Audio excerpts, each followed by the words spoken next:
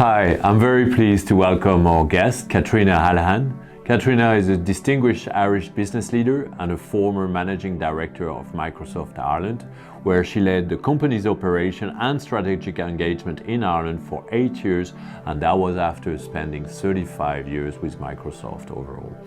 Her experience gives her a unique perspective on foreign direct investment and how Ireland's economy has evolved over the past 3 decades as a hub for global technology and innovation. Cathriona, it's an absolute pleasure to have you with us today. Okay, so welcome for a new episode of In Conversation with the Dean. Today we're joined with Cathriona Hallahan, and it's great to have you here. Great to be here. Thank you. Cathriona, you have been, for many years, you were the managing director, of Microsoft Ireland. Yes. You've had a lot of different roles, and now you are part of various boards and advising company. You're actually the chairperson of Trinity Business School Advisory Board, so it's a great opportunity to have you here. We're going to be talking about your leadership style, about the history of Microsoft over the last 40 years, and about diversity, equity and inclusion, and various other topics. But before we start, maybe the best we can start with is by getting to know you a bit more. So maybe reintroduce yourself a bit and tell us, how did you get involved in Microsoft or with Microsoft? Great, thank you, Laurent. So I'm from a working class family background, born to mum and dad and 2 brothers, both older than me, so I was the youngest and only girl. When I was 10 years of age, my father passed away quite suddenly. He had a massive brain hemorrhage and died. He was only 42. So that kind of shifted life a lot for us. My mum had to go back out to work. From an education perspective, she'd left school when she was 13. She'd grown up in a family of 15. And she became the housekeeper when her mum passed away.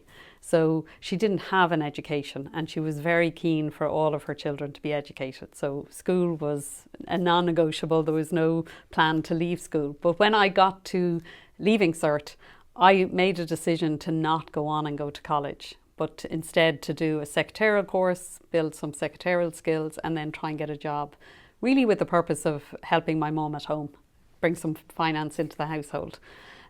So I got a job in a very small family business that supplied catering equipment to restaurants and hotels. And I worked with them for about 4 years. They doing everything from setting up their accounting system, to answering the phone, to delivering spices on a Saturday to Superquinn, to picking up their kids from school. So it was a jack of all trades, master of none, and just an experience. But in the mid-80s, they ran into financial difficulties like a lot of companies, and they couldn't afford to pay me. So I had to go looking for another job. And I saw an ad in the Evening Herald by Mary B. Cremen was the agency, and they were looking for an accounts clerk for a business in Sandyford. Didn't know who the business was. Sandyford was close to where I lived in Stillorgan, and I applied for the job, got the interview, and started working for this unknown company called Microsoft, and I was employee number 24.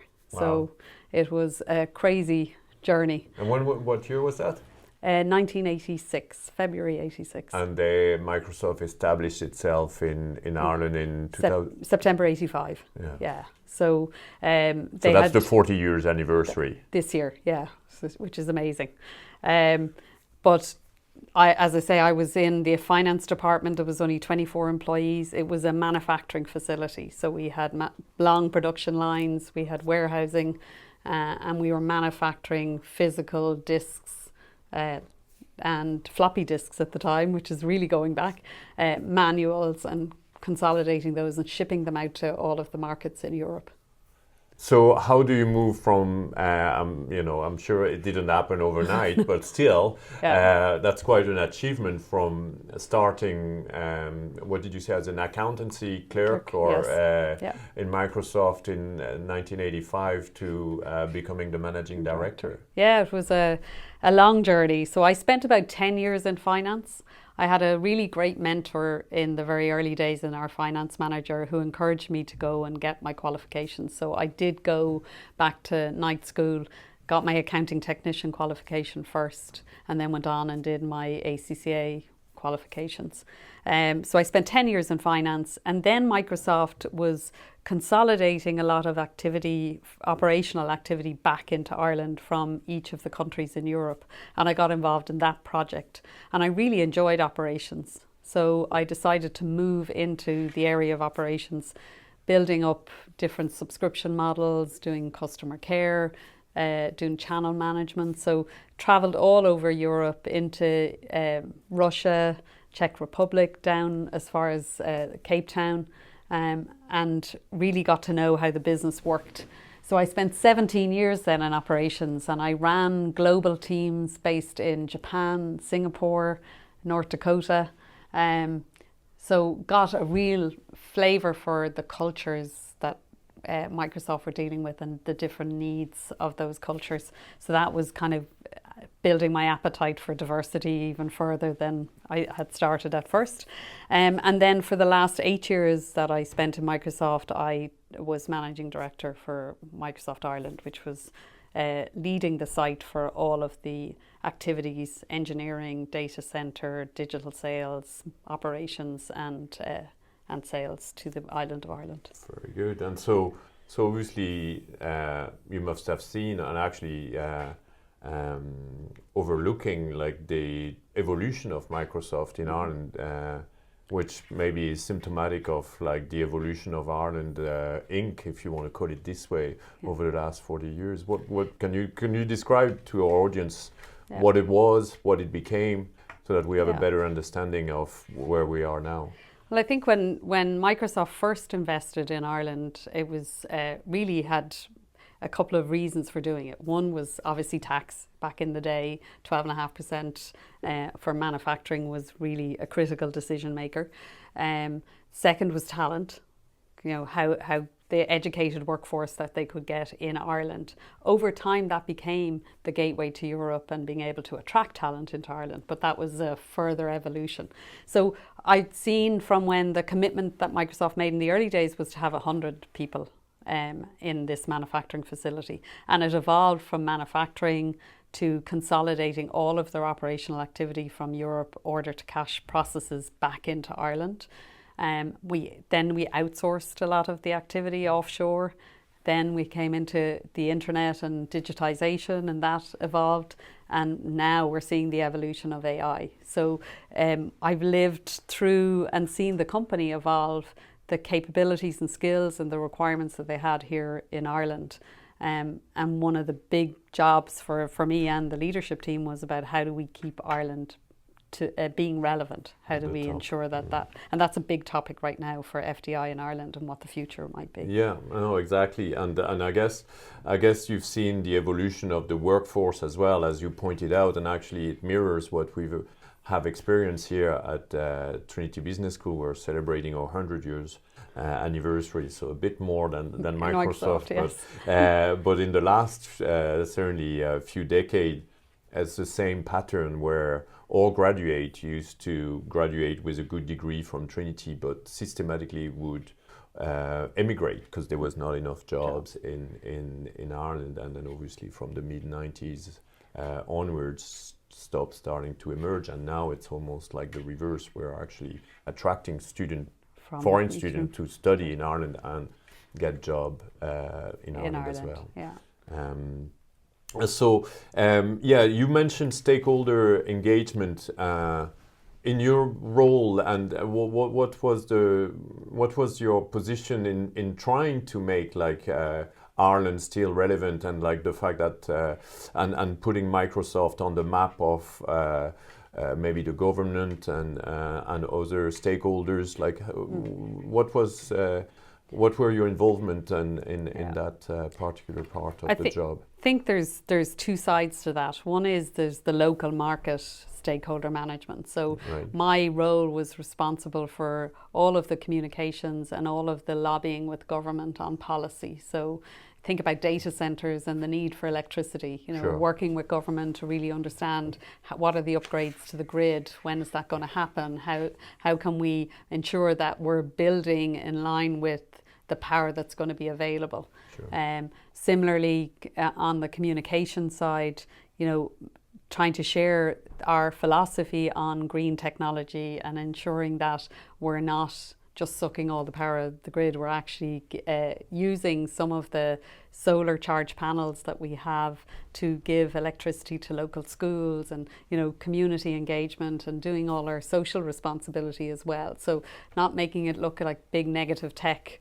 What are the jobs that I had then to try and be the face of Microsoft of doing good, which is like Microsoft's vision is to empower everybody and every organization on the planet to achieve more. So we had to stay educating and communicating what that philosophy was. And working with the likes of IBEC, Dublin Chamber of Commerce, and all of the policy influencers in the market. And I sat in that capacity, I sat on a number of different boards in public sector over my 20 years in Microsoft. So whether it was the Pharmaceutical Society of Ireland, or whether it was the VHI or Children's Hospital or Solace for further education and training, and the apprenticeships, I was on the board when that was all evolving. So really seeing my role as being a voice for Microsoft in the market, contributing to the market, contributing to Microsoft and to Ireland Inc. Okay. And then the second set of stakeholders was obviously back in the US. So how did we ensure that little old Ireland was, when we were competing against all the other markets in Europe who wanted investment, Sure. How did we make sure that we were getting the right level of investment, or that people were thinking about Ireland as an alternative to offshoring or to centralising activity? And there was a number of reasons you would do that. We worked very closely with the IDA on why Ireland, and obviously the talent had a lot to do with that. Educated workforce, gateway to Europe, being able to attract skills and talent that was required. And that meant that I worked very closely with Trinity or with UCD or with other colleges to make sure that the skills were going to be relevant for the needs we had as a business. We also had to talk about the talent we currently had in the business. So if we had a lot of leadership and management capability that we were able to put on to new projects for Microsoft if they put those projects in Ireland. So we had built this reputation of really strong leadership and management, and we were willing to share and collaborate. So if a new business needed to start up, like digital sales, it started with an idea of having 100 or 200 digital sales people in Ireland. It ended up having over 1,000 people working in digital sales. But we took people from other parts of operations, of engineering, of our data centres, and put them into that digital sales team. The people who had the management capability, who understood how Ireland worked, that could build the right culture for the organisation. So that differentiated us against other markets across Europe who were pitching for that work. So you already had a hub and an ability to deliver on other projects, and proven use track that record. Track record of, and including the workforce from different markets, different market and different operation. But actually, that brings us maybe to the topic of DEI, or diversity, equity, and inclusion. I mean, I guess with what you've told us so far, thanks to your original social background, your position as a woman, your knowledge of multicultural that you acquire through your role in operation, traveling in various countries, your understanding of the US culture as well, through your role. That puts you in a good position to talk, probably implement DEI policy when they were put forward at Microsoft, and then maybe use them or understand them better than anyone else. Can you talk to us about this? And I'll rebound on a separate question. Yeah, I mean, if I take a step back into when I started in Microsoft back in the early 80s, early 90s, I mean, manufacturing was male dominated. Like there was very few females in manufacturing or supply chain. So I was regularly in meetings with 30, 40 people and I would be the only woman in the room. So I remember some US colleagues coming over to a meeting with some of our suppliers, and one of them leaned over and asked me, was I okay? And I thought there was something wrong. I know I'd said something wrong or looked funny. And I said, yes, why? And he said, you're the only woman in the room. And I was going, well, that back then was just normal practice. And that has been like this for years. Most of your early career, I'm sure. Yeah, very much so. And then if I move into the 90s when I was in operations and I took on the European Operations Centre role, I was asked to be the exec sponsor for DE&I in Ireland.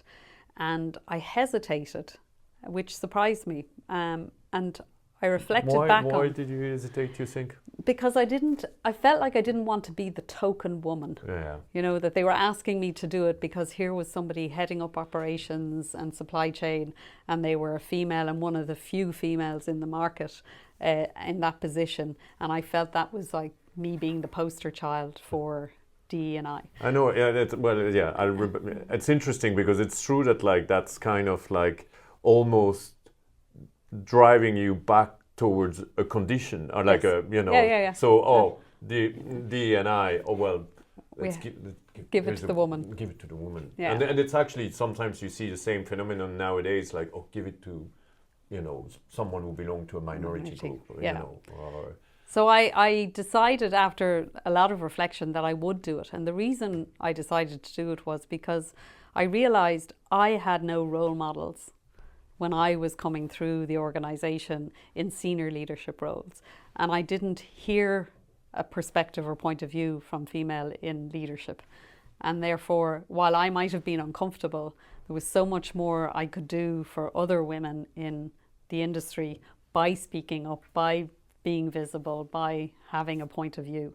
So I decided to be the exec sponsor for DE&I. But I learned a huge amount because during that period when I was involved in that, we had the marriage equality voting, and there was a lot of debate with our LGBT community on what they wanted Microsoft to come out on and be very vocal on, and I had to try and educate them on why we couldn't do that. So why we wanted to, and in other markets they were coming out and being very vocal, but my position was, I think we need to go out and tell people to vote, but I don't think I can go out and tell people what to vote. So I want for you need to vote, but I'm not going to tell you can vote yes or no. And I sat down with our LGBT community, and they said, but we feel like we're the poster childs. And it kind of hit me that, I felt that when I was asked to do a similar thing. They said, we go for the Pride Parade every year and there's only 10 of us or 20 of us and there's never anybody else from leadership who joins. It's just like we're rolled out when you need LGBT community to be rolled out. And I went, well, what would you like us to do? And they said, we'd like you to come to the Pride Parade. And I was going, I never even knew I would be invited or I could. So I went with a number of leaders that first year, and the next year we had 100 people, and the next year we had 200 people, and it was just again an education for me on if you take that first step and have the courage to do that, others will follow. So it's always been a really big passion of mine, as you say, from a socio-economic background, or whether it's being a female, or whether it's looking at minority groups and saying we all should have the opportunity to have an equal voice. And Microsoft changed its strategy along the path on DE&I to stop talking about all the differences we had, different cultures, and we used to celebrate China Day, India Day, all the differences. Yeah, because Microsoft seems to have been like a bit out of, let's say, the controversies that have surrounded DEI in the latest year, you know, with some company being very visible on promoting this agenda, and then very visible in dropping it off. Sorry.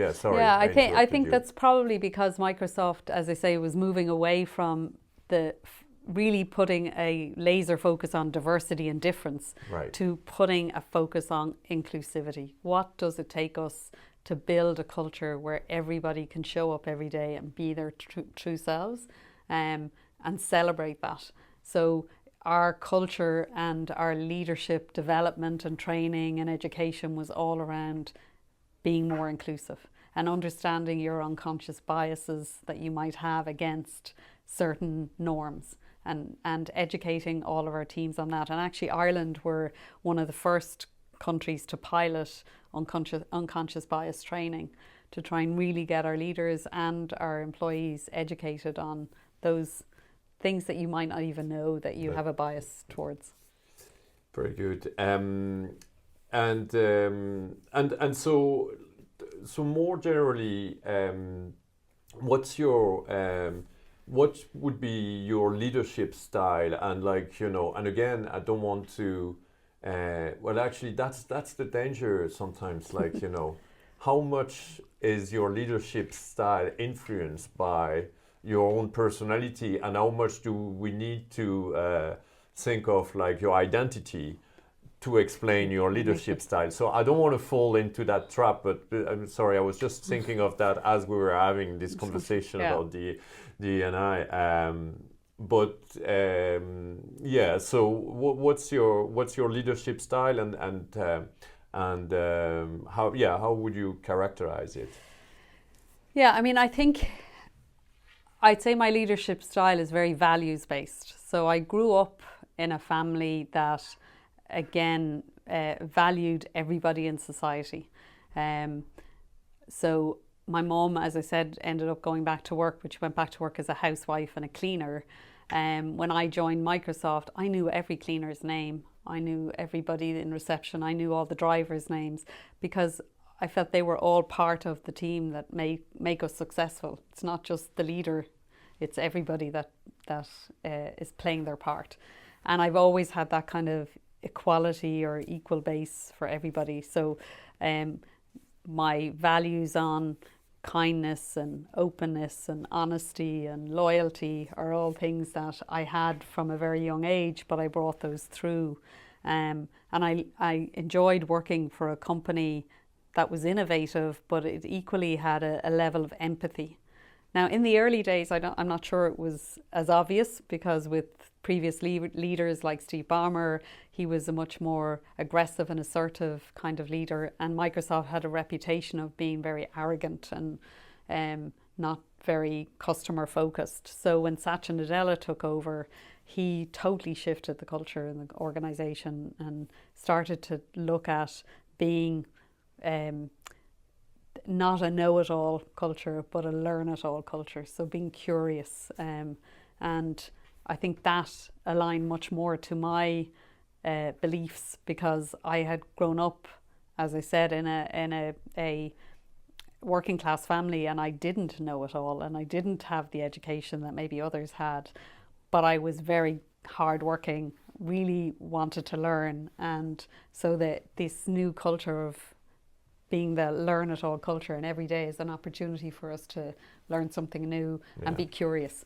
So that questioning, curiosity are all part of my leadership, and then empathy is, I would say, is a fairly core I would part. argue, like, actually, it kind of fits very well as well with the Irish culture, and or certainly the Irish culture, the way it has been over the last centuries, but like, you know, this sense of humility, this sense of empathy, you know, the sense of goodness. You know, there's like an index for countries, like the goodness index or something along those lines, that measured in the extent to which a country is good towards other country and the rest of the world. And stuff, and Ireland's, you know, rate pretty well on that, and I think it fits well with the culture. But the culture in Ireland is also evolving. It has become a much more successful country, and therefore with a lot more successful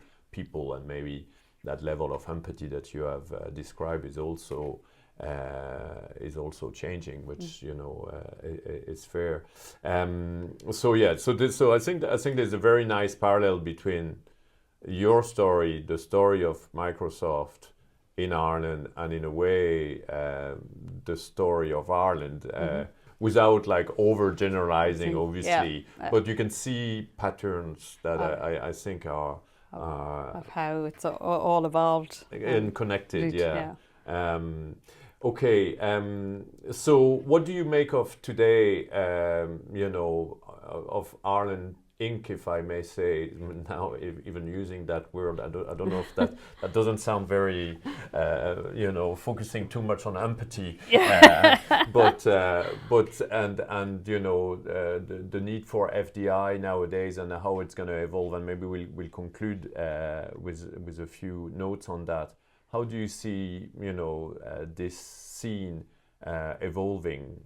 Microsoft has been very successful for 40 years. Other companies have, replicated that success. We've had like Google's and LinkedIn and Meta in the year 2000 and follow. And lots of pharma companies, exactly. medtech. Like there's a lot of investment has come into Ireland. So we've done it in a way. Like, when I say we, like, well, I've been here for a few years, but so is this the path for the future, or what do we need to retain that competitive advantage, or should we try to retain that competitive advantage? What's your thought on this?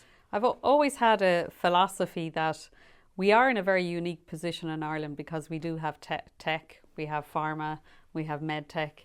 And as the world evolves, a lot of these areas are beginning to collide. So if you think about the use of AI in research for oncology, tech and health, really key that they can overlap. Developing drugs and then giving digital therapeutics to manage the patient's reaction to those drugs so that they're not spending too much time in hospital and they can be managed from remotely. Tech, pharma, health. So I do think we're in a unique position where we could look at those opportunities to take those industries and see where those kind of new innovation is going to come from. And to your point, because of the culture of collaboration and community and more connectedness in a smaller country, it's easier to do. So I think there is some unique opportunity. I do think from an FDI perspective, we need to, what we used to do in Microsoft, which is figure out what the next innovation is and make sure that you're ahead of that in saying, why Ireland? How do we make sure that we have the right skills coming out of for the future, as well as meeting the business need. On the flip side of that, since I've left Microsoft, I spent an awful lot of time with Indigenous Irish businesses, and I've had a very strong focus on trying to bring the skills that I have and I've learned through multinationals into Irish Indigenous business. And I think there's a lot more we can do. We've had success stories like Stripe, but there are so many more innovative startups, scale-ups, where we don't necessarily have the right funding models to help them really go global.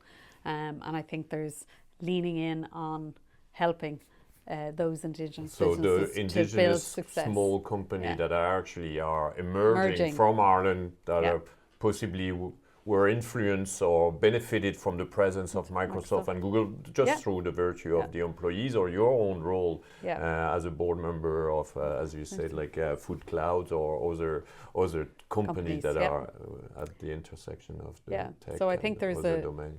We can't be fully dependent on FDI. We also need to build, and we have great companies like Kerry, Glanbia, DCC, CRH. Like there's lots of Irish companies who have scaled and gone global. There's more we need to do to invest and not get distracted by just attracting FDI, but really leaning into the Indigenous Irish economy. So your role, Ireland has evolved, you have evolved. I think there are much more women in a position of leadership. Certainly in Trinity we have quite a few. Yes. I'm almost the exception nowadays. Sometimes there's a lot of women in position of power in our institution, but I think that's reflected across the economy, exactly everywhere in the society. probably other area that needs to progress as well. But what would you say to maybe some of our students or that are starting in life, actually be them women or not, or from a different social background or whatever? What would be your tips or advice on how to manage their career and what to do and what to value? I start with my number one thing is to work hard. Nobody gets a free ride. If you put in the effort, you put in the work, you'll get recognized for doing the right things and get rewarded for that. I think being curious, we're on a lifelong learning journey. It doesn't stop when you graduate. So there is a lot more that we all don't know and that we should know. We're seeing it at the moment with the whole emergence of AI. It's going to change the landscape for how everybody works and lives. So educating yourself on that. So I would say curiosity, continuous education, and then being true to your values. Because if you're working in an environment that you're not really jumping out of bed in the morning and enjoying it, go look for something else, because there are lots of other opportunities. And if you're going to spend that much time in a career, make sure that it's a happy career. Good advice. At the same time, you don't want them to switch too quickly, because no. that the young people are they nowadays like to move they so maybe let a few weeks if years pass by. It's quite normal not to be excited on a Monday morning when you go to work. That happens to all of us, even later in our career. Yes, that's true. Okay. Very good. Any last word or topics that you think we haven't covered and that we should have talked? No, I think my maybe my life after Microsoft, just a little bit of. I talk to a lot of people who are coming to a point in their career where they're looking at what is the next step. And I often say to them, they need to be sure they're ready to go. And ready to go means that when you step away from a career, especially something like I did in Microsoft, being managing director and representing Ireland, you're giving up a lot. You're giving up the profile, you're giving up the connection with a lot of bodies like IBEC and Chamber. So you're not just stepping away from a job, you're stepping away from a lifestyle. Yeah. So you need to be prepared for that. And I've loved my life after Microsoft, because I've been involved with a multitude of different Irish companies that I feel I can make a contribution to through the board work that I do. I've invested in some startups, and watching them grow and scale has been fascinating. And I've got other interests, like I've taken up bridge and I've started to grow my own vegetables. So it's about really figuring out how you reinvent yourself and how you try to be active and learn new things that maybe you would never have got the opportunity to. So I think there is life after a career, as long as you think about it and plan it and commit to it. Well, certainly, I can speak for myself, having you as like the chairperson for the or advisory board at the business school. It's been a pleasure to have you, and as you say, but this is not the most important role that you have right now, but it is a reinvention, but also there is never a full reinvention. You bring your luggage with you and all those years of experience, and I feel privileged to have benefited from it. Thank you very much, Cathriona. It was a pleasure talking to you, and I hope those vegetables continue to grow and you continue to help those companies to grow as well that you are currently involved with. So thank you so much. Thank you. It's been a pleasure. Thank you.